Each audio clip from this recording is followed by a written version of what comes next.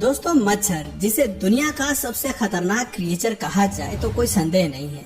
ये जीव ऐसी बीमारियां फैलाता है जिसकी वजह से दुनिया भर में हर साल करीब 10 लाख लोग मारे जाते हैं। जीका वायरस का नाम तो आप सभी ने सुना होगा। मच्छर के जरिए ही इसका वायरस एक इंसान से दूसरे इंसान तक पहुंचता है। इस वायरस की वजह से एक समय साउथ अमेरिकन कंट्रीज में कई हजार बच्चे मानसिक रूप से विकलांग पैदा हुए थे।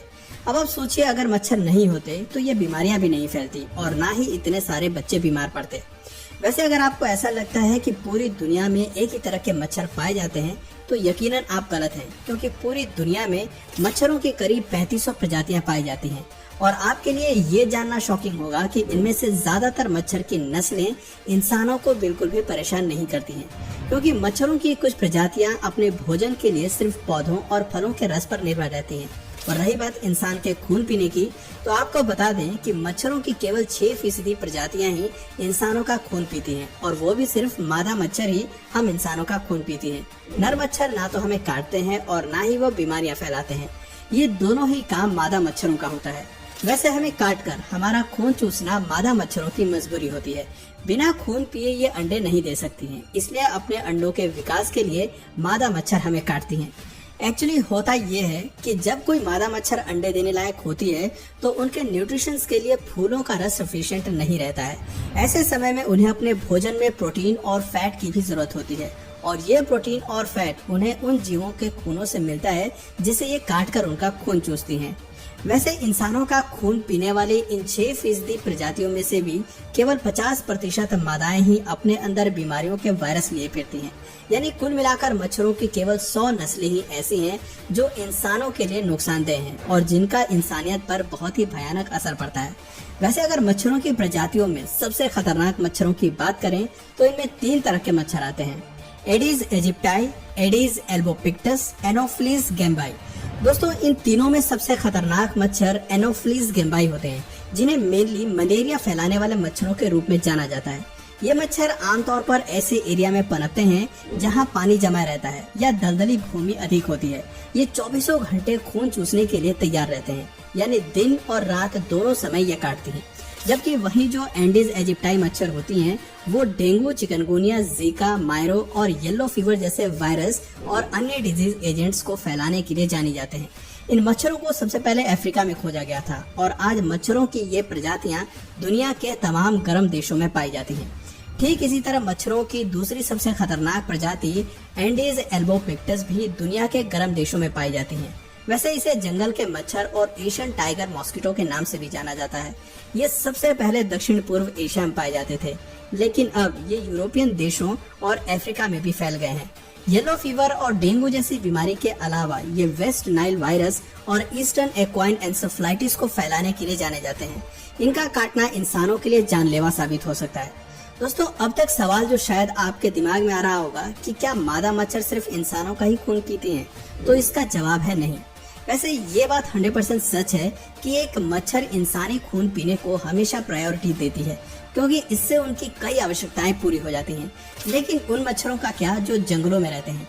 जंगलों में इंसान नहीं होते हैं। ऐसे में जंगल में रहने वाले मच्छर जंगली पशु पक्षियों के खून को पीकर जिंदा रहते हैं।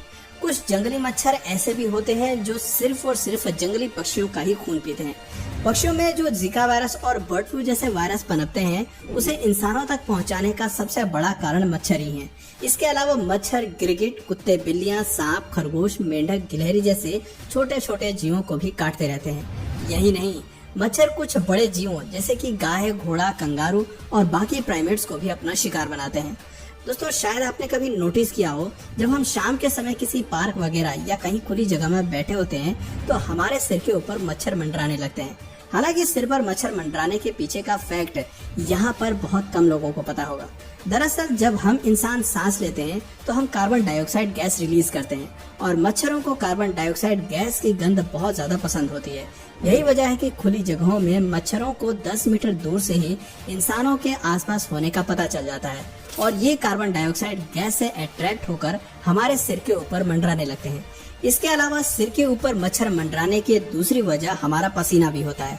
पसीने में पाए जाने वाले ऑक्टेनॉल नाम के केमिकल से अट्रैक्ट होकर भी मच्छर सिर के ऊपर मंडराने लगते हैं, और ये बात तो आप सभी जानते ही होंगे कि शरीर के कंपैरिजन में पसीना सिर पर ज्यादा देर तक रहता है। यही कारण है कि मच्छर सिर के ऊपर ही ज्यादा मंडराते हैं। वैसे जापान के रिसर्चर्स बहुत पहले ही ये साबित कर चुके हैं कि ए ब्लड ग्रुप के कंपेयर में ओ ब्लड ग्रुप के लोगों को मच्छर ज्यादा काटते हैं। ओ ग्रुप का ब्लड मच्छरों को अपनी तरफ अट्रैक्ट करने का काम करता है। रिसर्चर्स की माने तो ए ब्लड ग्रुप वालों को मच्छर कम काटते हैं। वैसे जिन लोगों का ब्लड ग्रुप बी होता है उन्हें मच्छर सामान्य तौर पर काटते हैं, यानी कि न तो ज्यादा और न ही बहुत कम। दोस्तों, आपका कौन सा ब्लड ग्रुप है नीचे कमेंट सेक्शन में जरूर बताइएगा। दोस्तों, मच्छर के काटने से याद आया कि क्या आपने कभी ध्यान दिया है कि मच्छर आपको काटते कैसे हैं? क्योंकि अगर आपको ये एक बेहद ही सिंपल सा प्रोसेस लगता है तो शायद आप गलत हैं। एक मच्छर जब हमारा खून चूसता है तो उसके लिए वो एक नहीं बल्कि 6 नीडल्स का इस्तेमाल करता है। जी हाँ, आपने बिल्कुल सही सुना, मैंने 6 नीडल्स ही कहा है। एक्चुअली मच्छर का मुंह यानी कि उसका डंक, जिसे प्रोबॉस्किस कहा जाता है, वो सिर्फ एक छोटा सा स्फीयर नहीं है, बल्कि ये 6 प्रकार की पतले निडल्स से मिलकर बना है, जो कि एक आवरण से ढका होता है, जिस वजह से हमें ये दिखाई नहीं देती। मच्छर जब हमें काटते हैं तब ये आवरण, जिसे कि लेबियम कहा जाता है, वो ऊपर की ओर खिसक जाती है और इसके अंदर मौजूद 6 नीडल्स हमारी स्किन के अंदर इंटर करती हैं। ये 6 के 6 नीडल्स इतने ज्यादा नुकीले होते हैं कि जब ये हमारे शरीर के अंदर इंटर करते हैं तो हमें महसूस ही नहीं होता कि कोई हमारे शरीर में सुइयां चुभा रहा है। स्किन के अंदर जाने के बाद इन 6 नीडल्स में से 2 नीडल्स जो बाकियों की तुलना में छोटी होती हैं, उनका इस्तेमाल मच्छर हमारी स्किन के आर पार देखने के लिए करते हैं। ये दोनों नीडल्स मच्छर के 2 छोटे दांत होते हैं, जिन्हें मैक्सिलाई कहा जाता है। इस बीच अन्य 2 नीडल्स, जिसे कि मैंडिबल्स भी कहा जाता है, वो त्वचा के टिश्यूज को अलग करके पकड़े रहते हैं ताकि ये पूरा प्रोसेस सही से हो सके। अब एक अन्य नीडल, जिसे कि लेब्रम कहा जाता है, वो ब्लड वेसल्स को ढूंढने के लिए अपनी नोक पर मौजूद रिसेप्टर्स का उपयोग करती हैं। आप यहाँ इस मच्छर को स्किन के नीचे ब्लड वेसल्स को ढूंढते हुए देख सकते हैं।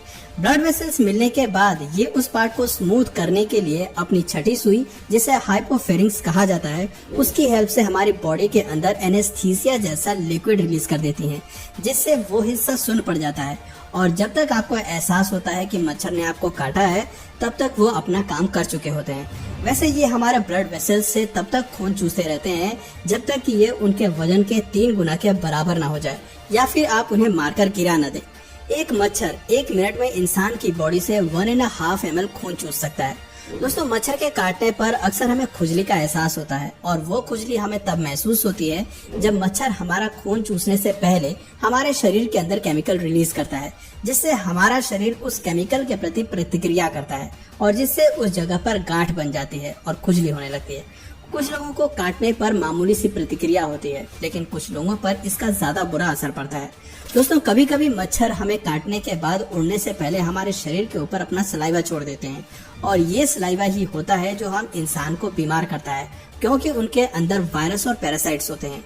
तो दोस्तों, इस वीडियो में फिलहाल इतना ही। आज से पहले आपको मच्छरों का काटने का ये पूरा प्रोसेस पता था या नहीं, नीचे कमेंट सेक्शन में जरूर बताइए। और अगर इस वीडियो से आपको कुछ नया जानने या सीखने को मिला या फिर इंटरेस्टिंग लगा तो प्लीज इस वीडियो को एक लाइक करके अपने फ्रेंड्स और फैमिली में से जरूर शेयर करें। और यदि आप इस चैनल पर नए हैं तो प्लीज इस चैनल को सब्सक्राइब करके बेल नोटिफिकेशन आइकन को ऑन कर लीजिए ताकि हमारे आने वाले वीडियोज आप मिस ना करें। मिलते हैं फिर किसी वीडियो में नए टॉपिक के साथ, तब तक के लिए नमस्कार।